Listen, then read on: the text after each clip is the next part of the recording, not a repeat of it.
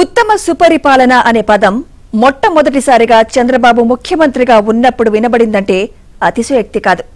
పరిపాలనను ఉత్తమంగా తీర్చిదిద్దడం కోసం ముందుగా పాలనను కంప్యూటరీకరించి సేవల్లో వేగం, పారదర్శకత తెచ్చారు.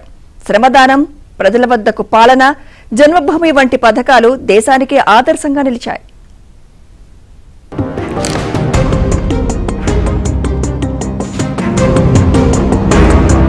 అసాధారణ పోరాట యోధుడు, అనేక ఎన్నికల యుద్ధాల్లో ఆరితేరిన వీరుడు, నిరంతర శ్రామికుడు, అలుపెరగని నాయకుడు, పడిన ప్రతిసారి ఉవ్వెత్తున ఎగిసే కెరటం.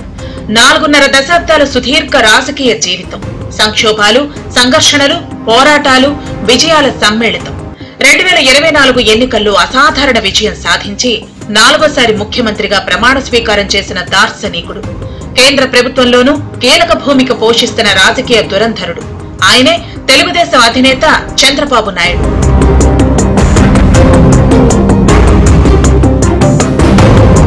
Chandrababu the leader. ప్రజా సమస్యలను పరిష్కరించడం, ప్రజల అవసరాలను అందరికంటే ముందుగా గుర్తించి అందుకు అనుగుణమైన పథకాలను, విధానాలను రూపొందించడం వల్లనే నారా చంద్రబాబు నాయుడు ఓ గొప్ప విజనరీగా గుర్తింపు పొందారు. ముఖ్యమంత్రి చంద్రబాబు 45 ఏళ్ల ప్రస్థానం ఆద్యంతం స్ఫూర్తిదాయకం. విద్యార్థి దశలోనే తన విశిష్ట నాయకత్వ లక్షణాలను ప్రదర్శించిన చంద్రబాబు తన పుట్టిన గ్రామం, చుట్టుపక్కల ప్రాంతాలలో సహచరులతో కలిసి చేసిన అభివృద్ధి కార్యక్రమాలు నాడు అందరి దృష్టిని ఆకర్షించాయి. నారావారిపల్లె చుట్టూ ఉన్న 12 గ్రామాల విద్యార్థులు ఉన్నత విద్య కోసం చంద్రగిరికి 16 కిలోమీటర్లు వెళ్లటానికి పడుతున్న ఇబ్బందులు తొలగించడం కోసం అందరికీ అందుబాటులో రంగంపేటలో 1974లోనే జెడ్పీ హైస్కూల్ ఏర్పాటు చేయించారు సీఎం చంద్రబాబు.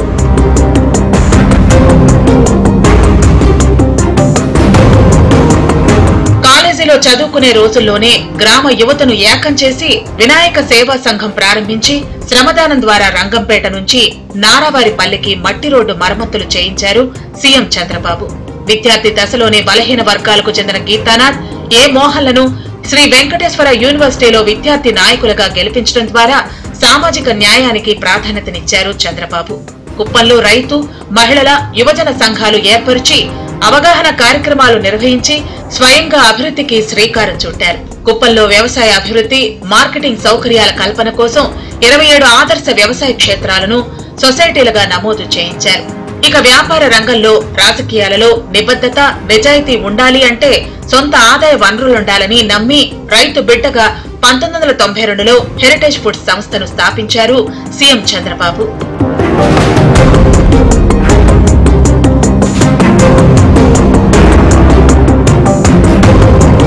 2003 అక్టోబర్ 1న శ్రీ వెంకటేశ్వర స్వామి వారికి పట్టు వస్త్రాలను సమర్పించడానికి అలిపిరి వద్ద వెళుతున్న సమయంలో 23 క్లేమోర్ మైన్స్ పేల్చిన దుర్ఘటనలో ప్రాణాపాయం నుంచి తప్పించుకుని మృత్యుంజయుడయ్యారు చంద్రబాబు.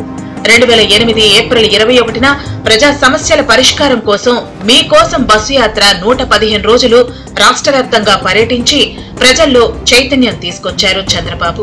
ఇక శ్రీశైలం, నాగార్జున సాగర్, ప్రకాశం బ్యారేజీ కింద ఉన్న లక్షలాది ఎకరాల వ్యవసాయాన్ని కాపాడటానికి కర్ణాటక ప్రభుత్వంతో పోరాటం చేశారు. సమైక్య రాష్ట్రంలో మహారాష్ట్రలో బాబ్లీ సహా అనేక ప్రాజెక్టుల అక్రమ నిర్మాణాలపై సమైక్య రాష్ట్రంలో రైతుల కోసం పోరాటం చేసి పోలీసు నిర్బంధానికి గురయ్యారు. సమైక్య రాష్ట్రంలో ప్రజల కష్టాలు తెలుసుకోవడం కోసం 208 రోజుల్లో 2817 కిలోమీటర్ల పాదయాత్ర చేశారు.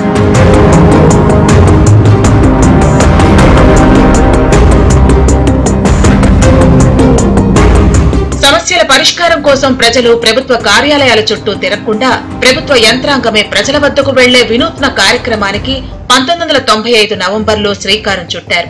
ఏరియల్ సర్వేలో తుఫాను బీభత్సాన్ని చూసి చలించి నడి రోడ్డుపై హెలికాప్టర్లను దించి మినీ సెక్రటేరియట్ ఏర్పాటు చేసి వారం రోజుల్లో ఆ ప్రాంతాన్ని పునరుద్ధరణ చేసి వెనక్కు వచ్చారు సీఎం చంద్రబాబు. ఇక రైతులు, విద్యార్థులు, ఉపాధ్యాయుల ఉద్యోగులను భాగస్వాములను చేస్తూ రోడ్ల మరమ్మతులు, పంట కాలువలు, చెరువుల పూడిక తీత, చెట్లు నాటడం వంటి కార్యక్రమాలకు 1996 జనవరిలో శ్రీకారం చుట్టారు. తమ ఎదుగుదలకు కారణమైన జన్మనిచ్చిన గ్రామాల అభివృద్ధిలో వారిని భాగస్వాములను చేస్తూ 1996 ఫిబ్రవరిలో జన్మభూమి కార్యక్రమానికి శ్రీకారం చుట్టారు. రాష్ట్ర చరిత్రలో పెండింగ్ ఫైళ్ల వల్ల ప్రజలు పడుతున్న ఇబ్బందిని తొలగించేందుకు ప్రత్యేక కార్యక్రమం రూపొందించిన తొలి ముఖ్యమంత్రిగా చంద్రబాబు రికార్డు సాధించారు. రాష్ట్ర సమగ్రాభివృద్ధికి అన్ని రంగాలకు ప్రాధాన్యతనిస్తూ 1999 జనవరి 26న విజన్ 2020ను చంద్రబాబు ప్రవేశపెట్టారు. ఆయన అధికారంలో ఉన్నా ప్రతిపక్షంలో ఉన్నా ముఖ్యమంత్రి కావటం ఒక హైటెక్ సిటీ రాజధాని ఎట్టుండాలా, దానికి ఇన్వెస్ట్మెంట్స్, అట్లే ఒక ఇంటర్నేషనల్ ఎయిర్పోర్ట్, ఒక రింగ్ రోడ్. ఈరోజు హైదరాబాద్ టాప్ సిటీస్లో ఒకటి, టాప్ 2-3 సిటీస్లో ఇండియాలో ఒకటి. నిన్న ఒక రిపోర్ట్ చదివాం, ఢిల్లీ కంటే హైదరాబాదు ఇన్కమ్ పెరిగే పరిస్థితి వచ్చిందన్నారు. దానికి కారకులు ఎవరు? నారా చంద్రబాబు నాయుడు గారు. అదొకటి కాదు, ఆయన చేసిన సమూలమైన మార్పులు. మహిళల్లో పొదుపు లక్ష్మి గ్రూప్స్కి దేశంలో ఒక రోల్ మోడల్ అయినాడు. దేశ చరిత్రలో మొట్టమొదటిసారి భూగర్భ జలాల పెంపు కోసం ప్రతి ఇంట్లో, కార్యాలయాల్లో ఇంకుడు గుంతలు తవ్వటానికి ప్రోత్సహించింది కూడా చంద్రబాబే.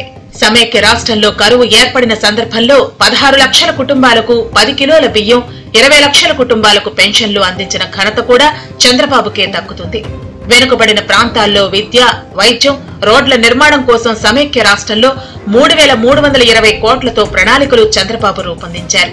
ఇక ప్రతి ఒక్కరికి సొంత ఇల్లు ఉండాలనే సంకల్పంతో సమైక్య రాష్ట్రంలో 20 లక్షల ఇళ్ల పట్టాలను చంద్రబాబు పంపిణీ చేశారు. బలహీన వర్గాలకు 26.4 లక్షల ఇళ్లు నిర్మించి రాష్ట్రాన్ని దేశంలోనే అగ్రస్థానంలో నిలిపిన ఘనత చంద్రబాబుకే దక్కుతుంది. ఒక రికార్డ్ బ్రేక్స్ అన్నమాట అన్ని.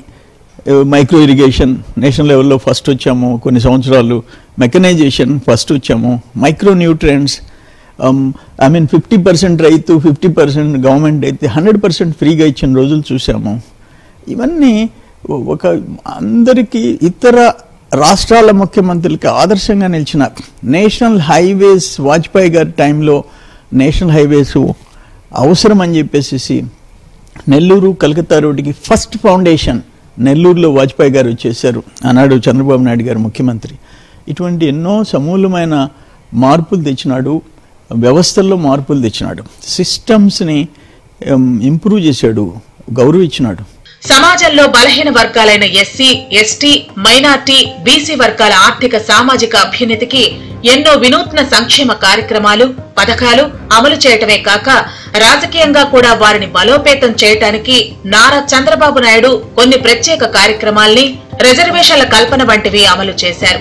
మహిళల ఆర్థిక స్వావలంబన కోసం ప్రవేశపెట్టిన డ్వాక్రా వంటి స్వయం సహాయక సంఘాల ఏర్పాటు, గ్యాస్ సిలిండర్లు అందించే దీపం పథకంతో పాటు బాలికల సంరక్షణ పథకాలు అమలు చేశారు. ఈ వర్గాల సామాజిక, ఆర్థిక సాధికారతతో పాటు రాజకీయంగా ఉన్నత పదవులు అందించి వారిలో ఎనలేని ఆత్మవిశ్వాసాన్ని పెంపొందించారు. ఇదొక చారిత్రక సందర్భం. ఉమ్మడి ఆంధ్రప్రదేశ్ కు ముఖ్యమంత్రిగా పదవి బాధ్యతలు చేపట్టి 3వ దశాబ్దిలోకి అడుగుపెట్టిన చంద్రబాబు నవ్యాంధ్రప్రదేశ్ కు 2వ పర్యాయం ముఖ్యమంత్రిగా అధికారంలో ఉండటం ఓ అరుదైన సంఘటన. ప్రజాసేవకు పునరంకితం అవుతూ పునరుత్తేజంతో ప్రజలకిచ్చిన హామీలలో పెన్షన్ల పెంపుదల, mega DSC land titling act రద్దు, అన్నా క్యాంటీన్ల పునరుద్ధరణ తదితర నిర్ణయాలు తీసుకున్నారు. రాబోయే రోజుల్లో మిగతా వాగ్దానాల అమలుతో చంద్రబాబు సరికొత్త చరిత్రను లిఖించబోతున్నారు.